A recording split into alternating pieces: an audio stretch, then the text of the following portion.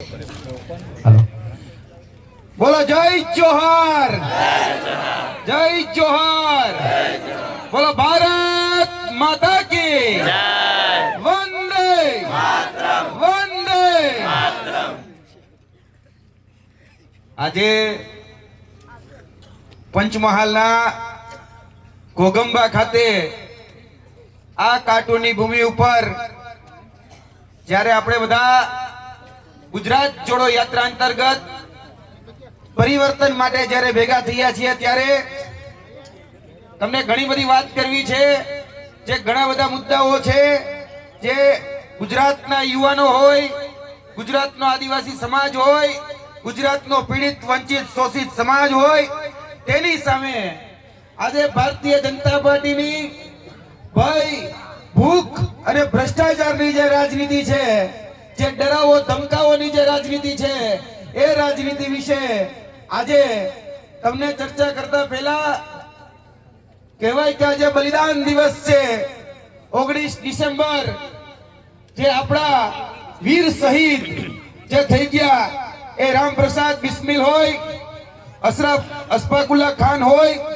એ રોશનસિંહ સોઢી હોય, જેને આ દેશની સ્વતંત્રતા માટે, આ દેશમાં લોકશાહી સ્થાપિત થાય એટલા માટે આ પાયાના કહી શકાય કે પાયાના પથ્થરની જેમ હોમાઈ ગયા, એને આપણે આજે તાલીઓથી પહેલા વધાવી લઈએ. આ ભૂમિ ઉપર એક હાવજ જેવું વ્યક્તિત્વ, અમારા કાઠિયાવાડમાં એવું કહેવાય કે બાકર બચ્ચા લાખ લાખે બેચારા પણ સિંહણ બચ્ચો એક અને એકે હજારા, અને એકે હજારા એટલે કે અમારા આદરણીય ચેતરભાઈ વસાવા, જે હંમેશા ગુજરાતના યુવાનોના પ્રશ્ન હોય, ગુજરાતના આદિવાસી સમાજના પ્રશ્નો હોય, આ વિસ્તારના જે પ્રાણ પ્રશ્નો હોય, એને સતત કહી શકાય કે સડકથી લઈ અને સંસદ સુધી જે ઉઠાવતા રહ્યા છે, એના માટે જોરદાર તાલીઓ થઈ જાય. એવું જ એક બીજું વ્યક્તિત્વ અમારા કાઠિયાવાડમાંથી અને ભાવનગરની ભૂમિમાંથી આવતું, જેને કહી શકાય કે યુવાનોના જે પ્રાણ પ્રશ્ન, યુવાનોની જે પીડા, યુવાનોની જે વેદના, જે ચિંતા છે, એનું સતત ચિંતન મનન અને સરકાર સાથે આ પ્રશ્નોનું કઈ રીતે નિરાકરણ આવે એના માટે સતત ઝઝૂમતા એવો અમારો તરવરીય યુવાન એટલે કે બ્રિજરાજભાઈ સોલંકી, એને પણ તાલીઓથી આપણે વધાવીએ. આ સ્ટેજ ઉપર આમ આદમી પાર્ટીના પંચમહાલના ઘોગંબાના આ વિસ્તારના જે પણ કાર્યકર્તાઓ છે, જેને ખૂબ સુંદર આયોજન કર્યું છે, એ એટલા માટે કારણ કે વર્તમાન આ જે પંચમહાલની ભૂમિ છે, એ પંચમહાલની ભૂમિ જોવા જઈએ તો ક્યાંક ને ક્યાંક ત્રાહિમામ છે, અને ત્રાહિમામ છે વર્તમાન પંચમહાલના, ઘોગંબાના, ગોધરાના, આપણા આજુબાજુના જે જનપ્રતિનિધિઓ છે, એ જનપ્રતિનિધિઓ જેને ભ્રષ્ટાચારમાં માજા મૂકી છે. અને હમણાં જ કહી શકાય કે અહીંયા જે આવતા હતા ત્યારે ઘણું બધું લાંબુ લિસ્ટ એ આઈના આગેવાનો એમને આપ્યું. આ આગેવાનોએ જે વાત મૂકી કે ભાઈ દુધાપુરા ગામની અંદર જે લાઇમસ્ટોન છે, એ લાઇમસ્ટોન માં લીઝ ની ક્યાંક પરવાનગી લઈ આ જમીનની અંદર જે કિંમતી જે કહી શકાય કે જે સંપદા આવેલી છે, એ સંપદા ઉપર અહીંના જનપ્રતિનિધિનો દોડો છે, અને અહીંના જે જનપ્રતિનિધિ છે, એ જનપ્રતિનિધિ સામે જો કોઈ અવાજ ઉઠાવે તો એને ક્યાંક ને ક્યાંક દબાવવામાં, ક્યાંક ને ક્યાંક એની પર ખોટા કેસ કરવામાં. હમણાં જ રીછવાડી ખાતે કહી શકાય કે જે દબાણની ઘટના બની, તો ખોટી રીતે હેરાન પરેશાન કરવા, કિન્નાખોરી રાખવી, અને એ કિન્નાખોરી રાખી ક્યાંક ને ક્યાંક પ્રતાડિત કરવામાં આવે છે. આ વાત સાચી છે કે ખોટી? સાચી છે ને? આમાં કઈ ખોટું નથી ને? અને અહીંના જ જે જનપ્રતિનિધિ એટલે કે આ વિસ્તારના જે જનપ્રતિનિધિ છે એના પેટ્રોલ પંપો ચાલે, દારૂના સ્ટેન્ડ ચાલે. આ બાજુની જ બોર્ડર માંથી દારૂનું એન્ટ્રી પોઈન્ટ છે ને? દેશી દારૂઓના અડ્ડા ચાલે. અહીંયા પોલીસ સ્ટેશનની પાછળ એ દેશી દારૂ મળે, એ ઇંગ્લિશ દારૂ માગો એટલો મળે.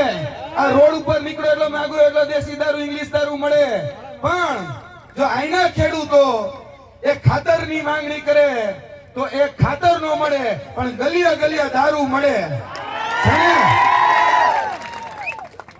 આ જે રાજનીતિ છે એ રાજનીતિમાં પરિવર્તન લાવવા માટે, આ રાજનીતિમાં બદલાવ લાવવા માટે આ ભૂમિના એક ખાવજ અને કહી શકાય કે આખા ગુજરાતનું ગૌરવ એ આદરણીય ચેતરભાઈ વસાવા. એ ચેતરભાઈ વસાવા જેને ડરાવવાના ધમકાવવાના બધા જ પ્રયત્નો થયા, પરંતુ એને જેલમાં નાખવામાં આવ્યા. હમણાં જ તમને બધાને ખબર હશે કે એને 84 દિવસની જેલ થઈ. અને શા માટે? તો કે એક કાચનો ગ્લાસ ત્યાં પડ્યો તો, માયરો નો માર્યો તો બીજા નંબરની વાત છે. અને હું તો એવું માનું છું કે માયરો હોય તો સામે વાળો મરી ગયો હોય, પણ માયરો નથી, કારણ કે એ તો જીવિત જ છે. તો પણ ખોટા કેસ, ખોટા ગુના એની અંદર ક્યાંક ને ક્યાંક ફસાવાના, ધમકાવાના જે પણ લોકો અવાજ ઉઠાવે એને ક્યાંક ને ક્યાંક કિન્નાખોરી રાખી અને આ ભારતીય જનતા પાર્ટી એ હેરાન પરેશાન કરી રહી છે. અને ખાસ કરીને આદિવાસી સમાજના જે વિસ્તારો છે એ અંબાજી થી લઈ અને ઉમરગામ સુધીના, તેમાં તમે ગઈકાલની ઘટના જોઈ હશે. આજથી 2 દિવસ પહેલા અંબાજી પાસે આવેલું ગામ પાડલિયા, અને એ પાડલિયાની ભૂમિ ઉપર જ્યારે આદિવાસી સમાજનું ઘર હતું એ ઘર તોડી નાખવામાં આવ્યું. એનો જે કૂવો હતો એ કૂવો દાટી દેવામાં આવ્યો, જ્યાંથી એ ગ્રામજનો પાણી પીતા હતા. અને જોવા જઈએ તો અધૂરામાં પૂરું જે વન વિભાગના જે કર્મચારીઓ હતા એ કર્મચારીઓ એની સાથે પોલીસને સાથે લાવી લાઠીઓ વરસાવી, ટીયર ગેસના સેલ છોડ્યા. તેની સાથે સાથે જે રીતે અંગ્રેજોના જનરલ ડાયરે કહી શકાય કે આપણા ખેડૂતો ઉપર જે રીતે ગોળીઓ વીંધી હતી, એ જ રીતે પાડલિયાની ભૂમિ ઉપર અમે ગ્રામજનો પાસેથી માહિતી લઈને આવ્યા છીએ કે 50 રાઉન્ડ ફાયરિંગ કરવામાં આવ્યું. અને આ ફાયરિંગ, આ તો ગનીમત રહી કે બહુ લાંબી ઈજા ન થઈ. અને અત્યારે જે ચિત્ર જે માધ્યમો દ્વારા તમારા સમક્ષ પીરસવામાં આવે છે એ ફક્ત ને ફક્ત એક તરફી ચિત્ર છે. તાલી કોઈ દિવસ એકાથે વાગે નો વાગે ને? આ મેસેજ એ ભારતીય જનતા પાર્ટીને, એ પ્રશાસન તંત્રને, એ વહીવટી તંત્રને કહેવા માંગીએ છીએ કે પેલી તાલી વગાડવા માટે એ તમારા પ્રશાસન તંત્રના અધિકારીઓએ, એ વન રક્ષકના અધિકારીઓએ આદિવાસી સમાજ ઉપર અત્યાચાર કર્યો, એ લાઠી વરસાવી, એ ટીયર ગેસના સેલ છોડ્યા, એ 50 રાઉન્ડ ફાયરિંગ કર્યું અને એને ઉશ્કેરવાનો પ્રયત્ન કર્યો. ત્યારે એ આદિવાસી સમાજે પોતાના સ્વરક્ષણ માટે એ ક્યાંક ને ક્યાંક પ્રતિઘાત કર્યો છે. એટલે જે લોકો એવું કે છે કે આદિવાસી સમાજ એ હિંસક સમાજ છે, જે લોકો એવું કે છે કે આદિવાસી સમાજ એ ધમાલિયો સમાજ છે, આદિવાસી સમાજે ક્યાંક ને ક્યાંક હિંસા કરી, પણ ક્યારેય કોઈ એવું નથી કહેતો કે ભાઈ આદિવાસી સમાજને ઉશ્કેરવામાં આવ્યો. આ વિસ્તાર અંબાજી થી લઈ અને ઉમરગામ સુધીના વિસ્તારોની અંદર જે ખનીજ સંપદા આવેલી છે, આ ભૂમિના પેટાળની અંદર જે ખનીજો આવેલી છે, આ ખનીજ માફિયાઓ, આ ભારતીય જનતા પાર્ટીના નેતાઓ અને આ ઉદ્યોગપતિઓની સરકાર છે, એ ઉદ્યોગપતિઓ નો નજર એ તમારી આદિવાસી સમાજની આ જે વિસ્તારની ભૂમિ છે એ ભૂમિ ઉપર રહેલો ડોળો ક્યાંક ને ક્યાંક જે અબજોપતિઓ, જે અત્યારે પૂંજીપતિની સરકાર છે, એ પૂંજીપતિના ઈશારે આ નેતાઓ કામ કરે છે. અને અહીંયા પણ આજ પંચમહાલની ભૂમિ ઉપર તમે પણ એ વાતના સાક્ષી છો કે ભાઈ કોના કહી શકાય કે ટેન્કરો ચાલે છે, ખનીજ માફિયાઓ કોણ છે, અહીંના જનપ્રતિનિધિ એ ખનીજ માફિયા છે કે નહીં? છે ને? આ ખટેરા કોના ચાલે છે? અહીંના જનપ્રતિનિધિના ચાલે છે ને. અને અહીંયા જ બહુ દૂર નથી જવું, હજી 1 વર્ષ પહેલાની જ વાત કરું કે આપણે ગુજરાતની અંદર સરકારી નોકરીનું નામે તો નાય જ નાખવાનું. કેમ? કારણ કે ગુજરાતમાં સરકારી નોકરી આપણા વિસ્તારમાંથી આપણા બાળકને કોઈને દેવી હોય તો અત્યારે ગુજરાતની અંદર 13 પુલ તૂટ્યા, 34 પેપર ફૂટ્યા, કારણ કે વગર વિચારે આપણે બધા 162 ને ચૂંટ્યા. એના પાપે અત્યારે ક્યાંક ને ક્યાંક આપણે ભોગવી રહ્યા છીએ. અત્યારે જોવા જઈએ તો આ જ બાજુમાં આવેલી પંચમહાલ ડિસ્ટ્રિક્ટ કોઓપરેટિવ બેંક એટલે કે પીડીસી, એ પીડીસી ની અંદર જો તમે નોકરી લેવા જાઓ તો પહેલી વેલી તમારે જો ઓળખાણ વાત ચાલે, તેની સાથે સાથે બીજું જોઈ વગ અને 2 વગ, તો કે આર્થિક વગ અને એની સાથે સાથે રાજકીય વગ. જો તમારી પાસે આર્થિક વગ હોય, જો તમારી પાસે રાજકીય વગ હોય તો જ તમને આ પીડીસી ની અંદર નોકરી મળે કે નહીં? તો જ મળે ને. બાકી તમારી લાયકાત હોય, તમે ગમે એટલું ભણ્યા હોય કે તમારા બાળકો ગમે એટલું ભણ્યા હોય તો એને નોકરી ન મળે. પણ અહીંયા જે સત્તાધીશો બેઠા છે એ સત્તાધીશોએ અમને યાદ છે 6 મહિના પહેલા કે 14 ભરતી કરવાની હતી અને 14 જે લોકોને લેવામાં આવ્યા એક જ સમાજના એક જ લોકોને લેવામાં આવ્યા, જે એના ઓળખાણવાદના, જે એના પરિવારવાદના લોકો હતા. અમે એની સામે કૌભાંડ ઉજાગર કર્યું અને એ ભરતી પીડીસીએ રદ કરવી પડી. આ પંચમહાલની ભૂમિ એ ખૂબ પવિત્ર ભૂમિ છે. પંચમહાલનું બાળક, પંચમહાલનો યુવાન, પંચમહાલની મહિલા આજે એ પોતાના સ્વ બળે ઊભું થવા માંગે છે.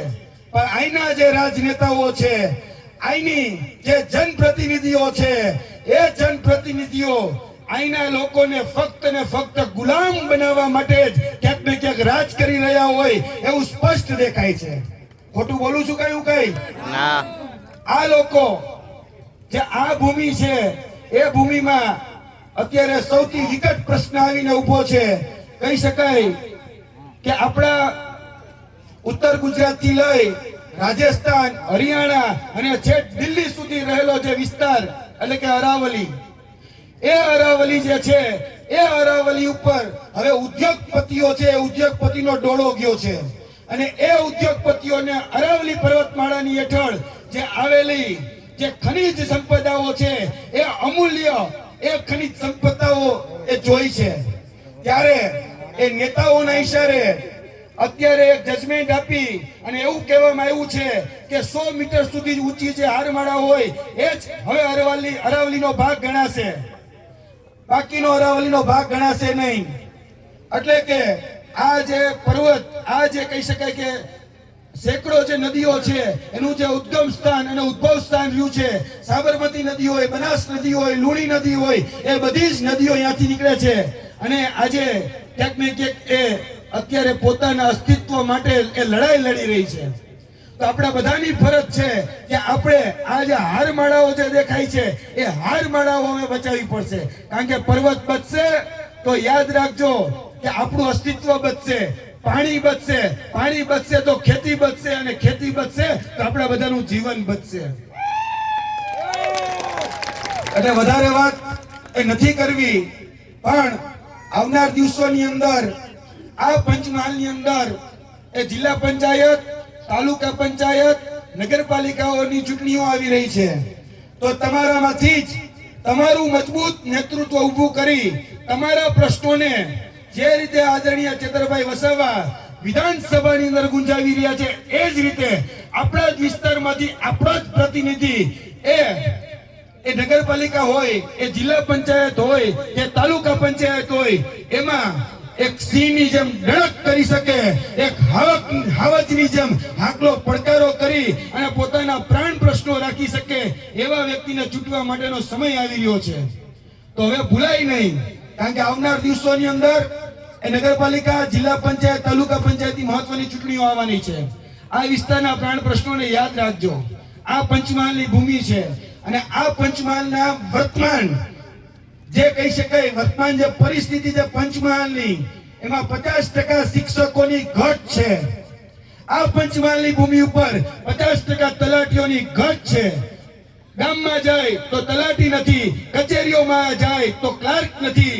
આજે ગામમાં કહી શકાય કે દવાખાના છે પણ ડાક્ટર નથી, સ્કૂલ છે પણ જર્જરિત છે, શાળામાં એ શિક્ષકો નથી. આ પંચમહાલની હાલત છે અને આ હાલત એ તમારા જનપ્રતિનિધિ, તમારા નેતાઓના કારણે છે. આપણે બધા હવે પરિવર્તન લાવવાની આ જે મુહિમ છે એ મુહિમમાં આગળના દિવસોની અંદર જે રીતે આદરણીય ચંદ્રભાઈ વસાવા એ ડણક દઈ રહ્યા છે એ રીતે આપણે પણ એ ડણક દઈ આપણા વિસ્તારના જે પ્રાણ પ્રશ્નો છે એ પ્રાણ પ્રશ્નો એ હવે એ તાલુકા પંચાયત, જિલ્લા પંચાયતમાં ઉપાડવાના છે. એટલે વધારે વાત નથી કરતો, હું મારી વાણીને વિરમું છું.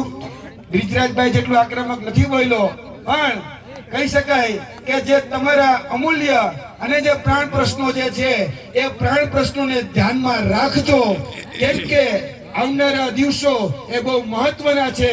આ તમારું અસ્તિત્વ ટકાવવા માટેની લડાઈ થશે, આ આપણું જીવન બચાવવા માટેની લડાઈ થવાની છે અને આ આર પારની લડાઈમાં હવે મોરે મોરો દઈ દેવાનો છે.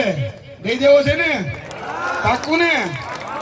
એટલે વધારે વાત ન કરતા હું મારી વાણીને વિરમું છું. આગળ એ આદરણીય ચેતરભાઈ વસાવા એ પોતાની વાણી રાખશે અને ચેતરભાઈ વસાવા માટે તો કહેવાય જ કે આંડું પાંડું ગાંડું સમજા था, क्या सोचा था, नहीं लौटेंगे, अरे गलत, जब तक तोड़ेंगे नहीं तब तक छोड़ेंगे नहीं. જોરદાર વાત કરી સાહેબે. હવે આપણે એવા સાહેબ